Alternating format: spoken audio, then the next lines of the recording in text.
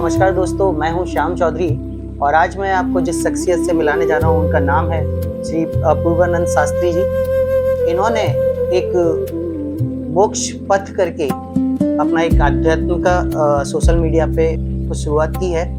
तो आइए चलते हैं, उन्हीं से जानते हैं कि ये मोक्ष पथ आखिर है क्या और लोगों के किस काम आने वाला है। जय श्री राम।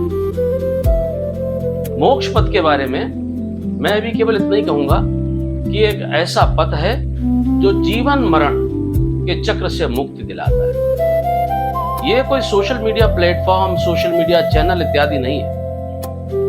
सोशल मीडिया तो हमारे लिए एक माध्यम है जिससे मैं देश दुनिया के तमाम लोगों को इस कॉन्सेप्ट के बारे में बता पाऊं और वो मेरे से जुड़े और अंतिम उद्देश्य जीवन मरण के चक्र से मुक्ति यानी निर्वाण यानी मोक्ष। इसकी टैगलाइन आपने रखी हुई है आत्मा का परमात्मा से मिलन। इसके पीछे भी आपकी कुछ सोच रही होगी।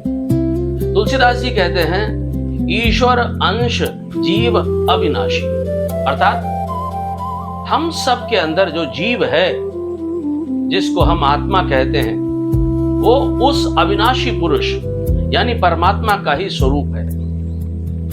विभिन्न रूपों में, विभिन्न योनियों में, विभिन्न श्रेणियों में विचरण करते हुए ईश्वर की त्रिगुणी माया से प्रभावित होकर हम अज्ञानवश भूले हुए हैं।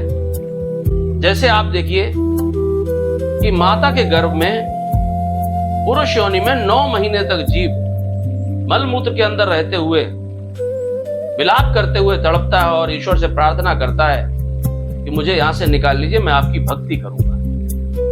किंतु त्रिगुणी माया से प्रभावित होकर जैसे ही संसार में आता है अबोध बन जाता है, इसको अबोध बालक कहते हैं आप, और उसके बाद जैसे जैसे बड़ा होता है दुनिया के प्रपंच में पड़ जाता है। जिसने हमें जीवन दिया है, जो इस संसार को चलाता है, जो इस सृष्टि का संहारक भी है, जिसने हमें जीवन दिया है, हमारे पास जो कुछ भी है हम उसको अभिमानवश भूल जाते हैं, कृतज्ञता भूल जाते हैं। ईश्वर परमात्मा से जो हमारा जुड़ाव है, नेचुरल है, हम उसको भूल जाते हैं। हम भूल जाते हैं, विलियम शेक्सपियर ने कहा है all the world is a stage and we all are merely players, यानी कि हम सब केवल उस नाटक के पात्र हैं। और संसार में त्रिगुणी मायावश हम यही भूल जाते हैं कि हम वो नाटक के पात्र हैं। ये तो जो भी आपको उम्र दी गई है इसमें आपको ईमानदारी से जो नाटक दिया गया है उसको करना है, लेकिन डायरेक्टर के इंस्ट्रक्शंस को नहीं भूलना। जैसे कोई नाटक कंपनी के कलाकार उसके निर्देशों का लगातार पालन करते हैं, उसकी कही गई बात को भूलते नहीं हैं, उसके प्रति जो कृतज्ञता है उसको भूलते नहीं हैं। हम सांसारिक जीव यही भूल जाते हैं।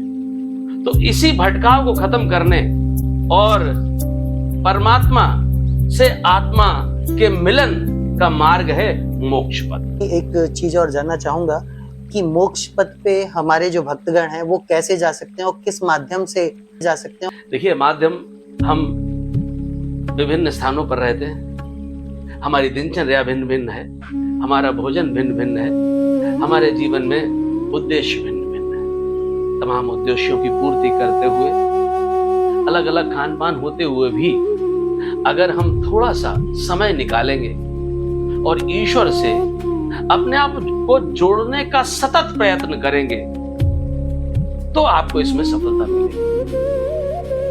कहते हैं ना, करत करत अभ्यास ते जड़मति होत सुजान, रस्सी आवत जात ही सिल पर परत निशान। यानी कि लगातार प्रयत्न करना पड़ेगा, क्योंकि सत्य क्या है? मैं कहता हूं सत्य केवल ईश्वर है। रामचरितमानस में भगवान शंकर पार्वती जी से कहते हैं उमा कहूं मैं अनुभव अपना, बिनु हरि भजन जगत सब सपना। तो ये पूरा संसार सपना है।